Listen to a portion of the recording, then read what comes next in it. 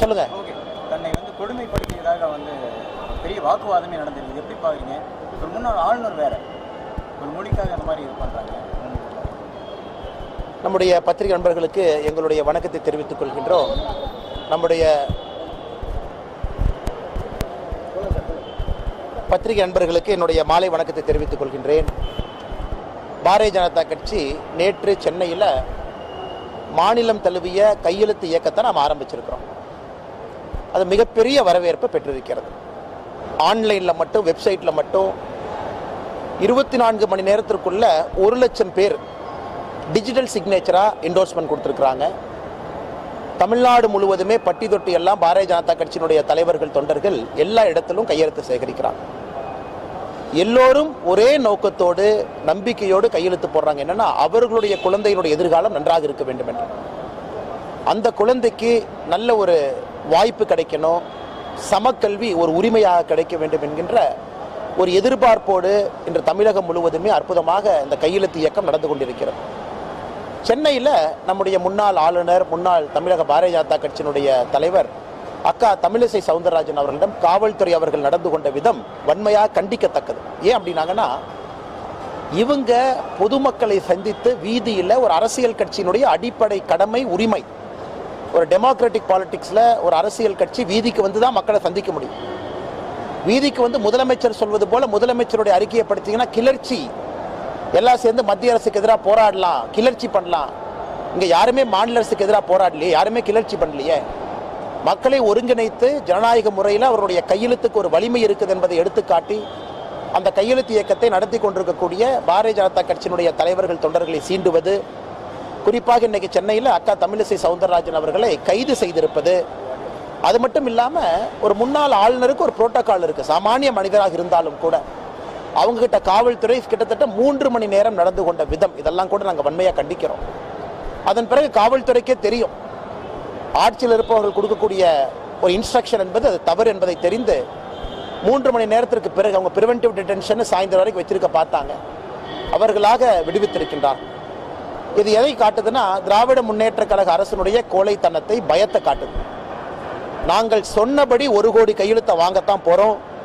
அந்த 1 கோடி கையெழுத்திற்கு மொபைல் நம்பரோட, அட்ரஸோட, பேரோட இருக்கும். சொன்னபடி மாண்புமிகு குடியரசுத் தலைவர் அவங்ககிட்ட கொடுக்கத்தான் போகிறோம். அதனால் இதுக்கு ஆதரவளித்துக் கொண்டிருக்கக்கூடிய எல்லா நம்முடைய தமிழகத்தினுடைய அன்பு சொந்தங்களுக்கு எங்களுடைய நன்றிகளை முதல்ல தெரிவிச்சுக்கிறோம். தொடர்ந்து நம்முடைய பொதுக்கூட்டங்கள் நாம் ஏற்கனவே சொல்லியிருக்கின்றோம். மார்ச் 23ஆம் தேதி திருச்சியில் ஆரம்பித்து மே 2வது வாரம் கோயம்புத்தூர் வரைக்கும் நடக்க இருக்கிறது. அதற்கும் உங்கள் ஆதரவை கொடுங்க. எப்படி ஒரு பொய்யான மொழி அரசியலை வைத்து திராவிட முன்னேற்ற கழகம் அரசியல் செய்து கொண்டிருக்கின்றார்களோ அதையெல்லாம் உடைத்து தமிழகத்தில் இருக்கக்கூடிய எல்லா அன்பு சொந்தங்களுக்கும், குழந்தைகளுக்கும் சமக்கல்வி என்பதை உரிமையாக பாரதிய ஜனதா கட்சி நிலைநாட்டி கொடுக்கும். இப்போ இந்த அரசு பள்ளி மாணவர்களுக்கு 3வது மொழி கிடைக்கலன்னா என்ன குறைஞ்சு போகுதுன்னு திருமாவளவன் சிபிஎஸ்இ பள்ளி நடத்துறாரு, அவருக்கு தெரியாதுண்ணே. அவர் அழகா சிபிஎஸ்இ பள்ளி நடத்திக்கிட்டு அழகா ஒரு போட்டோவை போட்டுக்கிட்டு அழகா ரிப்பன் கட் பண்ணிட்டு இருக்காரு. அவருக்கு இதை பத்தி வழி தெரியுமா? திருமாவளவனுக்கு இதை பத்தி என்ன வழி தெரியும்? நாங்க நீங்க சிபிஎஸ்இ பள்ளி நடத்துறீங்கன்னு சொன்னோடனே அந்தர்பெல்ட் அடிச்சார். அது வந்துப்பா, அது போய்ப்பா, அது எப்படின்னா என்னை கேட்காமே அவர் போட்டோவை போட்டுக்கிட்டாங்கனாரு. அப்புறம் பத்திரிகை நண்பர்கள் கேட்டீங்க, எப்படின்னா உங்களுக்கு கேட்காம போட்டோ போடுவாங்கன்னு. இல்லப்பா அங்க ஸ்கூல்ல ஸ்டூடெண்ட்ஸே படிக்கல, என் போட்டோவை போட்டுக்கிட்டாங்கனாரு. அப்புறம் பத்திரிகை நண்பர்கள் கேட்டீங்க, அண்ணே பாருங்க அண்ணே, நீங்களே போய் ரிப்பன் கட் பண்ணிக்கிங்க, குழந்தைகள் இருக்கிறாங்கன்னு. அது இல்லப்பா, 2 குழந்தைகள் தான் படிக்கிறாங்க. ஆனால் திருமாவளவன் அவர்கள் என்னை பொறுத்தவரை இந்த மும்மொழி கொள்கையில் அவர் பேசுவதற்கான திராணி அன்னைக்கு இழந்துட்டாங்க. பொய் பேசி அந்த திராணி இழந்துட்டாங்க.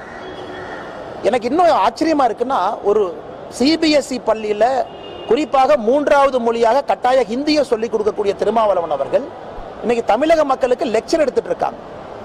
இது குழந்தை இருக்கக்கூடிய ஒரு தந்தை தாய்க்கும் இந்த அருமை புரியும். எல்லாரும் வீதியில் இருக்கிறாங்க இன்னைக்கு. ஏன்னா அந்த குழந்தைக்கு உரிமை வேண்டும் என்பதிலே தெல்ல தெளிவா இருக்கிறாங்க. அந்த குழந்தை அடுத்த கட்டத்துக்கு செல்ல வேண்டும் என்றால் தாய்மொழி தமிழ்ல பயிற்று மொழியா கத்துக்கணும், ஆங்கில மொழி கூட இருக்கணும், இன்னொரு மொழியை தெரிஞ்சுக்கணும். இதான் மூன்று மொழி கொள்கைன்னு நம்ம சொல்றோம். இதை திருமாவளவன் ஏன் எதிர்க்கிறான்னு எனக்கு இன்னுமே புரியல.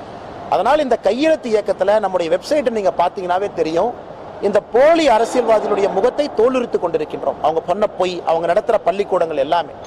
அதனால் எங்களுக்கு ஒரு நாளும் இது வெற்றி தான். இது யாருமே எடுக்காத ஒரு விஷயத்தை பாரதிய ஜனதா கட்சி தைரியமாக எடுத்திருக்கிறோம். தமிழக மக்களை நம்பி அதற்கு ஆரம்பமே கடந்த 24 மணி நேரம் பார்த்தீங்கன்னா மிகப்பெரிய எழுச்சியோடு மக்கள் ஆதரவு கொடுக்குறாங்க. நாங்கள் மே கடைசி வரை இதை வச்சிருக்கோம். அதற்கு முன்பாகவே 1 கோடி கையெழுத்து என்பதை எங்களுக்கு கிடைத்துவிடும் என்கின்ற முழு நம்பிக்கை எங்களுக்கு இருக்கு. சார், பாஜக அரசு தமிழ் வளர்ச்சிக்கு வந்து கல்விக்குன்னு நியாயமான நிதி அளிக்கலன்னு கனிமொழி வந்து குற்றச்சாட்டு. கனிமொழி அக்காக்கு அது ஒரு ஆங்கிலத்தில் ஒன்று சொல்லுவாங்கன்னா செலக்டிவ் அமினிஷியா அப்படிம்பா. செலக்டிவ் அமினிஷியானா அப்பப்போ அதை மறந்துடுவாங்க. சூர்யா ஒரு படத்தில் நடிச்சிருப்பார், அப்பப்போ மறந்துடுவாங்க என்ன நடக்குதுன்னு. ஸோ கனிமொழி அக்காவை பொறுத்த வரைக்கும் இந்த 2006 to 2014 மறந்தாச்சு. அந்த 8 வருஷத்தை கனிமொழி அக்கா பிரெயின்ல செலக்டிவ் அமினிஷியா ஆகி போச்சு. இவங்க ஆட்சியில் இருக்கும் பொழுது, அதாவது 2006 to 2014 காங்கிரஸ் ஆட்சியில திமுக அங்கம் வைக்கும் பொழுது சமஸ்கிருதத்தினுடைய வளர்ச்சிக்கு அவங்க கொடுத்த பணம் 675 கோடி ரூபாய், 675 crore சமஸ்கிருத வளர்ச்சிக்கு. தமிழ் வளர்ச்சிக்கு அவங்க கொடுத்த பணம் 75 கோடி. இவங்க ஆட்சியில் இருக்கும் பொழுது அன்றைய உள்துறை அமைச்சர் ஐயா சிதம்பரம் அவர்கள் 170 பரிந்துரையை பார்லிமெண்ட்ல வைக்கிறார். எதுக்குன்னா ஹிந்தி எப்படி வளர்க்கிறது. இன்னைக்கு அதே ப. சிதம்பரத்தை கூப்பிட்டு சென்னையில மீட்டிங் போடுறாரு. அவரு மேடையில் ஏறி ஹிந்தி திணிப்பை பத்தி பேசுறாங்க. இந்த கொடுமை எல்லாம் பார்க்க வேண்டிய காலகட்டத்திற்கு தமிழக மக்கள் தள்ளப்பட்டிருக்கின்றார். இன்னைக்கு அதே கனிமொழி அக்கா நான் கேட்கிறேன், அக்கா 675 கோடி ரூபாய் சமஸ்கிருதத்துக்கு ஒதுக்குனீங்களே, வெறும் 75 கோடி தானே தமிழுக்கு ஒதுக்குனீங்க. அதுக்கு பதில் இல்லையே. உங்களுடைய ஆட்சியில நீங்க செஞ்ச தவறு. தமிழ் மொழியினுடைய வளர்ச்சிக்கு ஒரு சின்ன துரும்ப கிள்ளி போட்டீங்களா? இன்னைக்கு பிரதமர் அவர்கள் கஷ்டப்பட்டு திருவள்ளுவர் கலாச்சார நிலையத்தை ஓபன் பண்றாரு, தமிழ் இருக்கையை நிறுவறாரு, காசி தமிழ் சங்கமம் நடத்துறாரு. இது பிரதமர் மோடி அவர்கள் கடினப்பட்டு தமிழகத்திலிருந்து தமிழை உலகம் முழுவதும் எடுத்துட்டு போறார். அதனால் கனிமொழி அக்கா அவர்கள் செலக்டிவ் அமினிஷியால் இருக்கிறாங்க. அவர்களுக்கு யூபிஏ டைம்ல நடந்தது எல்லாம் மறந்து போச்சு.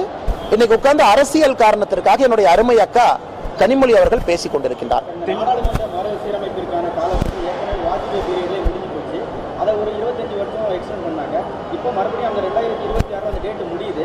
அதனாலதான் இந்த அனைத்து கட்சி கூட்டம்ங்கிறது போடுறோம். இது மக்களை பயன்படுத்துறது. அது இவ்வளவு நேரம் ரூம் போட்டு யோசிச்சு இன்னைக்கு தான் கண்டுபிடிச்சாங்களானே. நான் முதல்ல 10 நாள் அந்த கேள்வியை கேட்டுட்டு இருக்கேன். ரூம் போட்டு இன்னைக்கு தான் தமிழக அரசு கண்டுபிடிச்சதா? ஓ, இதனாலதான் அனைத்து கட்சி கூட்டம் நடத்துறோம் இன்னைக்கு தான் கண்டுபிடிச்சாங்களா? நீங்க அனைத்து கட்சி கூட்டம் எப்ப நடத்தணும்? 2026 காலக்கெடு முடியும் பொழுது எங்களுடைய கடமை மக்கள் முன்னாடி நாங்க சொல்லுவோம். எப்படி இந்த பாராளுமன்ற வரைமுறை இருக்கும், தொகுதி வரைமுறை எப்படி இருக்கும், எத்தனை சீட் அதிகமாகும் சொல்வது எங்களுடைய கடமை. அது மக்களுடைய உரிமை. நாங்க சொல்றதுல தப்பு இருந்தா நீங்க அனைத்து கட்சி கூட்டம் நடத்துங்க. நாங்க சொல்வதே ப்ரொபோர்ஷனல் ரெப்ரசன்டேஷன், அதாவது மக்கள் தொகை அடிப்படையில் இருக்காது, புரோரேட்டா பேசிஸ். இன்னைக்கு எவ்வளவு இருக்கோ நாளைக்கு எவ்வளவு இருக்கும். அதிகமானா கூட தமிழகத்திற்கு அதே 7.17% வரும் நாங்க சொல்லிட்டு இருக்கோம்.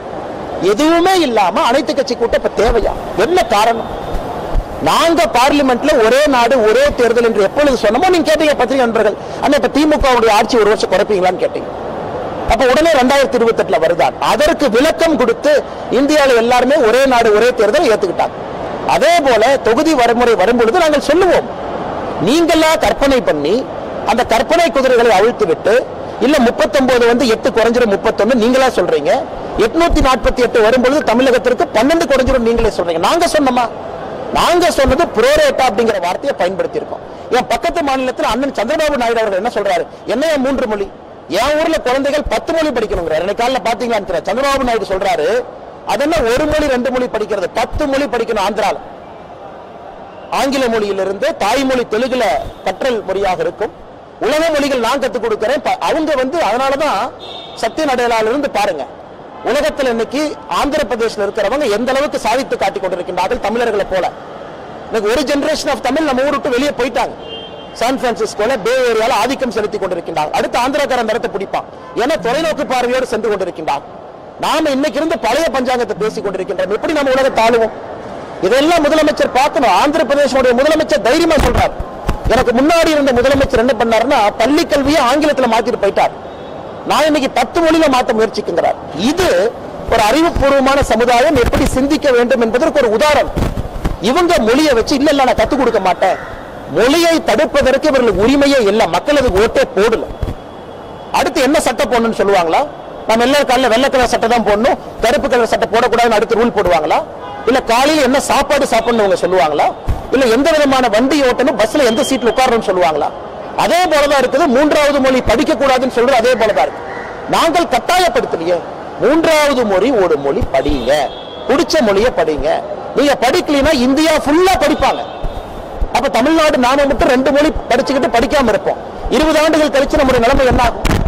நாம மட்டும் தனித்தீவாக தமிழகத்தை ரிபப்ளிக் ஆஃப் தமிழ்நாடு டிக்ளேர் பண்ணி இங்கேயே இருந்துக்கலாமா? பக்கத்தில் ஆந்திரால 10 மொழி என்று பேசிக் கொண்டிருக்கின்றார்கள். இந்த மாதிரி ஏன் ஆக்கப்பூர்வமான அரசியல மாண்புமிகு முதலமைச்சர் ஐயா மு க ஸ்டாலின் அவங்க எடுக்க மாட்டாங்க எனக்கு புரியலீங்க. இது ஒரு செல்ஃப் டிஃபீட்டிங் கோல். திருமாவளவன் அவர்கள் சிபிஎஸ்இ ஸ்கூல் நடத்திட்டு அண்ணன் முதல்ல கேள்வி கேட்டீங்க, இன்னைக்கு பதில் சொல்றாரு இந்த மாதிரி. அக்கா கனிமொழி அவர்களுடைய மகன் சிங்கப்பூர் சிட்டிசன், கனிமொழி கருணாநிதி அக்காவுடைய பையன் சிங்கப்பூர் சிட்டிசன், உலகத்தரம் வாய்ந்த நாட்டுல அவர் படிச்சிட்டு இருக்கார். சிங்கப்பூர் சிட்டிசனாக இருக்கக்கூடிய கனிமொழி அக்காவுடைய மகன்கிட்ட போய் நீங்க தமிழ் மட்டும்தான் படிக்கணும்னு கேட்பீங்களா? சிங்கப்பூர் சிட்டிசன்ல அத்தனை மொழிய கனிமொழி அக்காவுடைய பையன் படிப்பான். ஆனா அக்கா மட்டும் மைக் எடுத்து இல்ல தமிழ்நாட்டுல குழந்தைகள் 2 மொழி தான் அப்படி பேசுற அக்கா ஏன் கனிமொழி அக்காவுடைய பையனை வந்து கவர்மெண்ட் ஸ்கூல்ல சேர்த்து 2 மொழி படிச்சு வைக்கிறேன்? இன்னைக்கு மொழியை பத்தி அவ்வளவு பேசுறாங்களே, நாங்க பெரியாருடைய பேத்தின்னு சொல்றாங்களே, கலைஞர் கருணாநிதி அவருடைய மகள்னு சொல்றாங்களே, ஏன் அவருடைய குழந்தைக்கு சிங்கப்பூர் சிட்டிசனாக ஒரு நியாயம், தமிழகத்தில் இருக்கக்கூடிய ஏழை பெற்றோருடைய குழந்தைகள் அரசு பள்ளியில் என்ன ஒரு நியாயம்? நாங்களும் கேட்போம்ல. பள்ளி கல்வித்துறை அமைச்சர் என் பையன் கிட்ட சொன்னா, அப்பா 7ஆவதுல உன்னை ட்ரை பண்ணி பாக்குறேன் பிரெஞ்சு படிப்பான்னு நான் சொன்னேன். எங்க உங்க குழந்தைக்கு ஒரு நேரம், அதனாலதான் சமக்கல்வின்னு சொல்றோம். எல்லோருக்கும் சமமான வாய்ப்பு. அப்படி இருந்தா நீ பேன் பண்ணு. தமிழ்நாட்டுக்குள்ள எங்கேயுமே 3வது மொழியிலும் பேன் பண்ணு, பிரைவேட் ஸ்கூல்ல பேன் பண்ணு, சிபிஎஸ்இ பேன் பண்ணு, உள்ள விடாத. எதுக்கு நீ 2 விதமான மக்களை உருவாக்குற? அதான் எங்களுடைய அடிப்படை கேள்வி. 2 விதமான மக்களை எதற்காக உருவாக்கின்றார் என்பதை அடிப்படையில் கேட்கிறோம். 2 விதமான சமுதாயத்தை நம்ம உருவாக்குறோமா? அதற்கு மாநில அரசுக்கு பதில் இல்லை. சம்பந்தம் இல்லாம திருப்பி கொண்டு போய் தொகுதி மறுசீரமைப்பு என்று பேசிக் கொண்டிருக்கின்றார். முதல் நாளான நிறைய இடங்கள் அனுமதி கொடுக்கப்பட்ட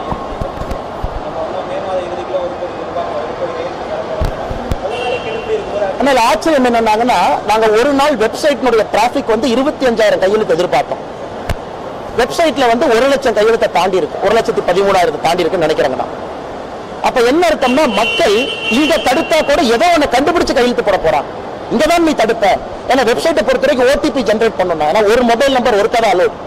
நீங்க ஒரு மொபைல் நம்பரோட நாங்க வந்து அவ்வளவு ஆத்தென்டிக் டேட்டாவோட பிரசிடென்ட் கொடுக்குறோம்.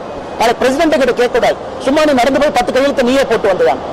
பிரசிடென்ட்டுக்கு we want to give an authentic data. அதை கமிட்டி போட்டு ஆராயிட்டோம். எங்க டேட்டாக்கு நான் ரெஸ்பான்சிபிள். ஒரு மொபைல் நம்பருக்கு ஒரு ஓடிபி நீங்க ஜென்ரேட் பண்ண உள்ள போலாம். அப்படி இருக்கும் பொழுது இன்னைக்கு 1,00,000 தாண்டுதுன்னா மக்கள் ஏதோ ஒரு விதத்துல போட வர்றாங்க. ஏன்னா இந்த மொழி வெப்சைட்டை பொறுத்த வரைக்கும் 6 மொழி இருக்கு. அது தமிழ்ல தான் ஓபன் ஆகும். உங்களுக்கு வேண்டும் என்றால் தெலுங்கு, மலையாளம், கன்னடத்துக்கு மாத்திக்கலாம்.